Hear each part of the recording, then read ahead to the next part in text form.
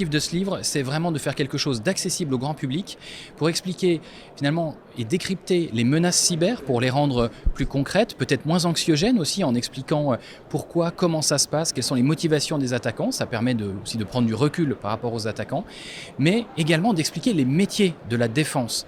Les métiers sur lesquels aujourd'hui on est finalement en manque de personnes. Et donc l'enjeu, c'est aussi d'arriver à créer finalement des vocations pour rejoindre les équipes cybersécurité. Le livre est volontairement très accessible, très visuel. On a rythmé son contenu avec beaucoup d'histoires vécues, d'attaques qui ont eu lieu. On les a imagées pour finalement les rendre concrètes. C'est vrai que le cyber, c'est très éthéré, on voit toujours des images d'écran, etc. Mais derrière, c'est des hommes et des femmes qui à la fois attaquent, mais qui aussi défendent. C'est un grand plaisir que de recevoir ce prix et je remercie tous les gens qui ont pu contribuer aussi à la rédaction de cet ouvrage, tous les gens qui m'ont apporté des choses sur toutes ces années, qui ont permis de mettre le contenu au sein du livre.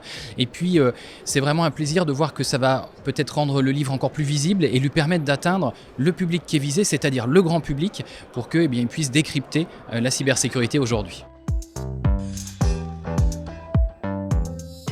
C'est depuis tant d'années le lieu où finalement toute la communauté cybersécurité se retrouve, et le grand avantage, c'est qu'il y a un vrai mélange entre ces différentes communautés. On n'est plus juste sur des spécialistes techniques de la cybersécurité, on voit bien les enjeux géopolitiques, les enjeux de recherche, les enjeux même dans les humanités au sens large de la cybersécurité aujourd'hui, et c'est vrai que le FIC catalyse tous ces différents angles et permet les rencontres et les interactions pour développer un futur qui sera forcément meilleur.